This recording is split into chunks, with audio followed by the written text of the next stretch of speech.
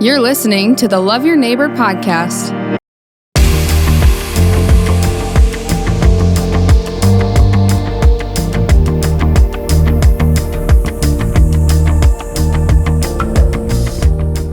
It's a great privilege to have you joining us. Thanks for tuning in to the Links podcast. The Love Your Neighbor podcast is brought to you by Brandon Wellness. We're a nonprofit, and our goal is to invest and build in the future health and wellness of Brandon and the surrounding community. And today our guest is John Sjaarda.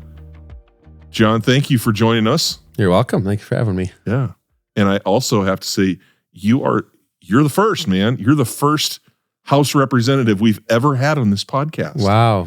Okay. So congratulations on, I don't know if you know all what's coming ahead. I have no idea.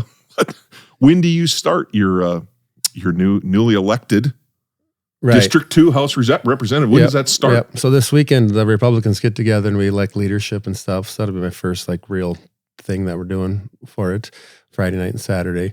And then January 7, I get sworn in. January 10, it starts up. So okay, yep.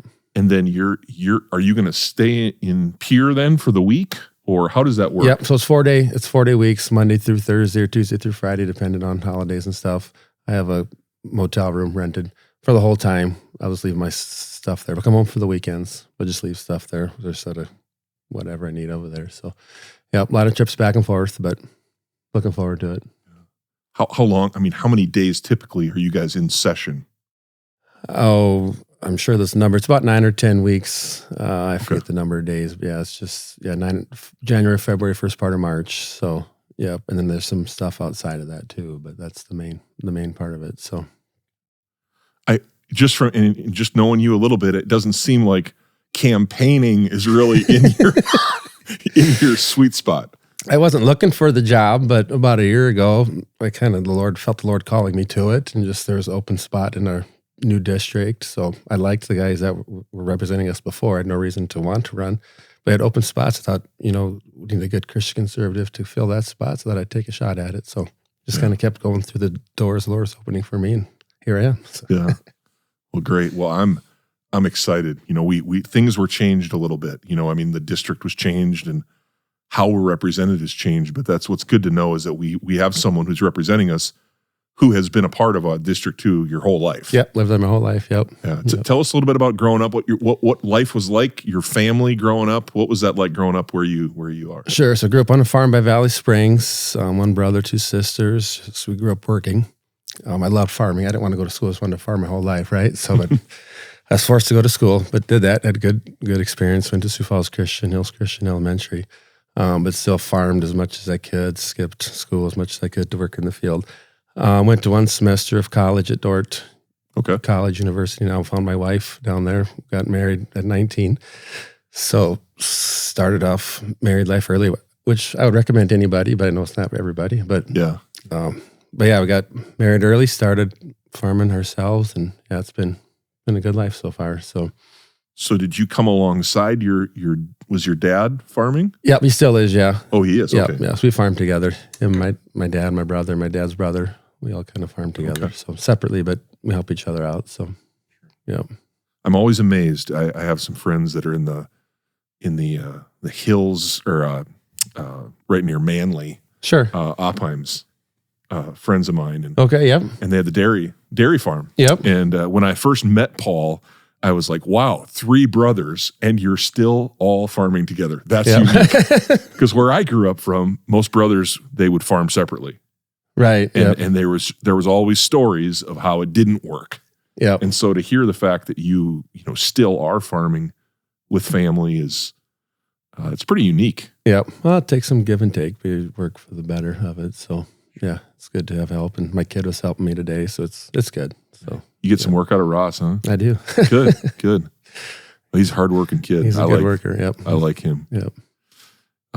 Okay. So you got married, and you guys had some kids. You have 4 kids. 4 kids. Yep. We got Samantha. She's out of college already, working in Sioux Falls here. Ryan, senior at Northwestern College in our city, just got married in August. So we got a married kid, so that's pretty exciting. I found a great girl. Allison's a freshman at Northwestern College, and then Ross is a junior at Sioux Falls Christian. So, and then we got a 2-year-old, or almost 2-year-old foster child. He's been great for us too. So, and what's his name? Ohidika. Ohidika. Okay. Do you have a nickname for him?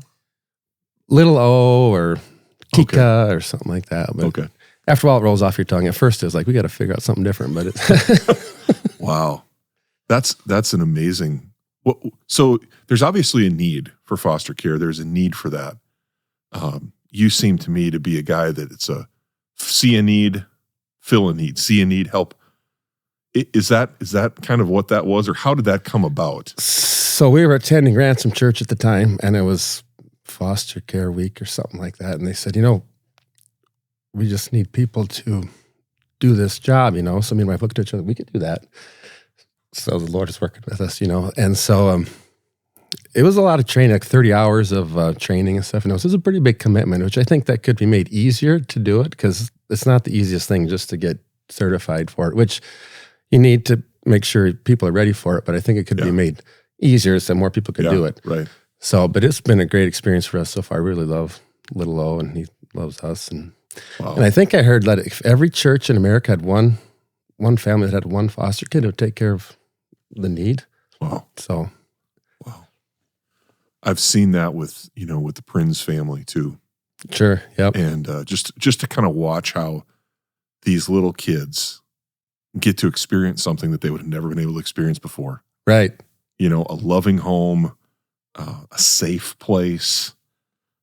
I can tell you, man, that makes a difference. And so, of all the things that I think people see, what you're doing, going from being a farmer, which is its own awesome privilege, to now representing. But I think certainly what you're doing for Little O, what a cool story. He comes to the farm with us, and he loves farming and loves being about livestock. So it's like you say, a good opportunity that he wouldn't have otherwise. So awesome, it's good. Awesome.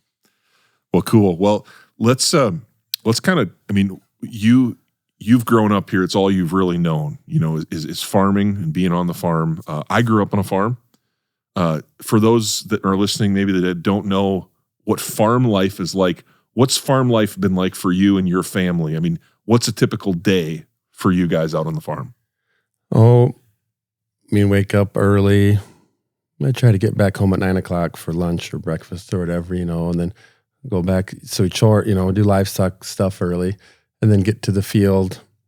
Depending on the season, harvest is always big, long days. Spring is big, long days. Yeah.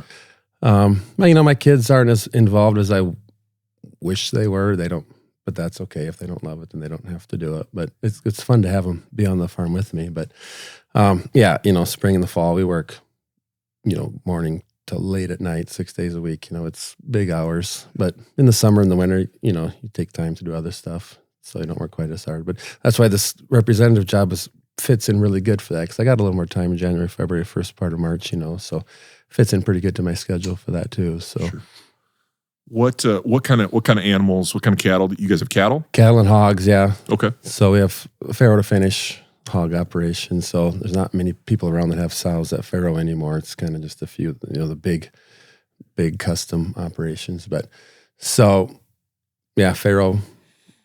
We have babies every 28 days, and then run them through, finish them out. So kind of cutting back on that a little bit because we have outside facilities, which makes for a lot of work and snowstorms and stuff. So if I'm going to be gone, it's a little too much work while I'm gone. So we're cutting back a little bit for now to figure out what this is going to look like going to beer and stuff. But I raise a few head of cattle I butcher them, sell the beef and stuff to neighbors and friends and stuff. So okay, but yeah, you're not milking. Not milking. No. Okay. Did you ever milk? My grandpa milked when I was a kid. Okay. We had fresh milk on the table every night from the bulk tank, and sure, and that was okay. But you're married to that, right? It's every morning, every night. You can't go away very often. You have to always be around, and my mom didn't want to do that, so it was pretty much we're not doing that. So. Yeah, I always tell people when I grew up on a farm, we were all small grains. So sure. Spring, fall, get that. But boy, my dad, knowing my father, I don't think he ever even asked the question because he's got ADD. He's all over the place. You can't. if 2 days are exactly the same, it's pretty tough for him. And what I found is just in that industry, there's, the volume, and it's every day. And I was telling you about my friends when they were still milking. I'd go out there and I'd say, hey, I come and help. And I'd go out there for 1 day and I'm exhausted. How do you do this every single day? Yeah, and you can't take a day off, right? It's always the same. You can't take an afternoon off. Yeah. Because then you gotta feed, and they were doing calf, and so. But I love how in our world today. We're growing. Obviously, there's lots of opportunities for kids. But what do you see the future when it comes to like farming? Like, obviously, technology has changed things, but are you hopeful for the future of farming? What's going to happen to the land in 20 years from now? How do you see it changing? Yeah, that's hard to say because the technology is changing so fast, right? The tractors drive themselves. Everything's done on its own.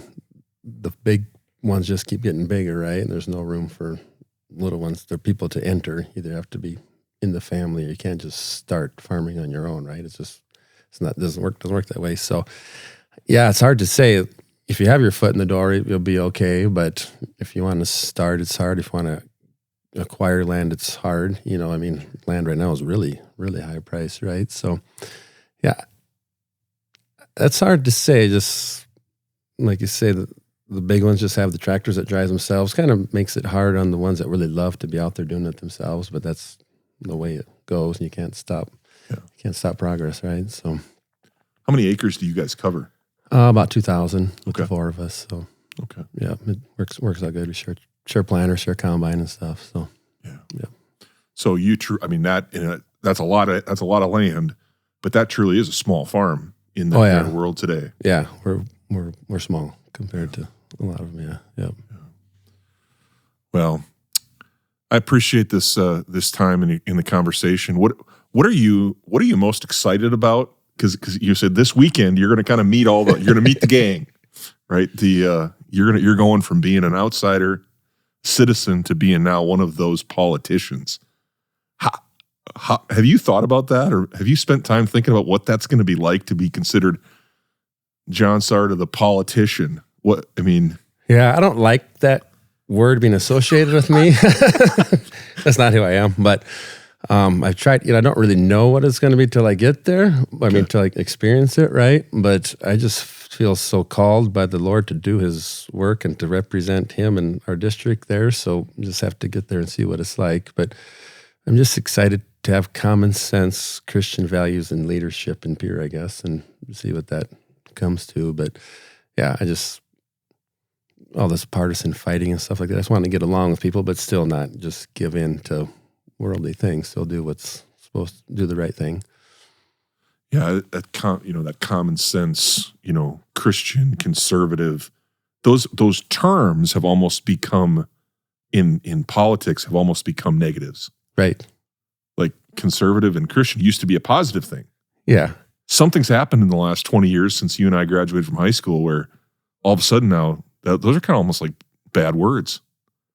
Yeah. For a lot of people. Our country is founded on Christian beliefs, right? But now it seems like they want separation of church and state. They don't want you talking about your Christian beliefs and politics and stuff. So that's not right? We need to govern with the way God wanted us to.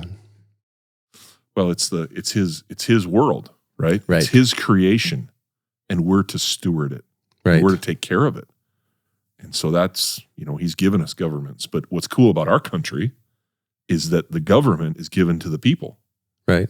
And this system, this experiment called America is, 250 years down the road, we're governing ourselves. Used to be that guys like you, guys like me, grew up on farms. We never had any ability to say anything. In the old country, right, you did what you were told. And if you didn't, they just got rid of you. And to think that, farm kids like us can have a say. Even our governor, you think of our governor who's grew up on a farm. Now people think of farmers as rich, rich, big, wealthy farmers. That's not the case. Right. Well, that's why our ancestors moved here from Netherlands, because they had an opportunity. They didn't like what was going on at home. They wanted to have a place. So I'm happy to be able to carry on their dream, right? So yeah, that's pretty awesome. So, well, good for you for stepping up. Is there anything that we can do for you, or the people that are listening can do for you? What do you need from us? You're representing us, so what do you need from us? Yeah, like I said, I don't know yet. I've gotten so many letters and notes of encouragement just in my campaign, just people really encouraging me. And I kept all those notes. When I get bad days or people start, hating me and stuff, I can look back and I do have good encouragement. So just things like that, I suppose. And just, everybody should have my phone number out, my literature and stuff. If you have concerns or if you like what I'm doing, if you don't like what I'm doing, let me know. But I like to communicate. I like people to know what I stand for and what I'm going to represent. So I can just be me, right? If they like me, they'll vote for me. And if they don't like what I'm doing, then that's fine. I don't need to be, but yeah, if I can say something to you that I think is true, I appreciate you not having an agenda and your heart of just going there to learn and serve. I appreciate that because that's how it's supposed to be. Right. You're not supposed to get hired on your platform. You're supposed to get hired on who you are. Right. So right. I think you've given a lot of people hope in the fact that we can still have people with character and just good people to say, hey, I'm going to go serve. So I think a lot of people love power, right? And they think, well, I can use my power and go there, right? Whereas I don't really care for power. I don't want to control people. I just want to, do my work there. So, yeah. Well, appreciate you. Thanks for taking your time. And said we'll definitely have you back. We'll have you back, and you can fill us in. Maybe after I know a little more, I can fill you in what it's like, right? So, well, yeah, keep us updated, and we'll follow along. And appreciate you serving, John. Thanks for all you do, man. Well, thank you for the opportunity. I appreciate it. So. Thank you for joining us on the Love Your Neighbor podcast. The purpose of the Love Your Neighbor podcast is to build community one conversation at a time. You can help us build that community by sharing the podcast on your social media channels and rating our podcast on whatever platform you're listening from. Another way is to let us know of any neighbors who have a story. Go Lynx!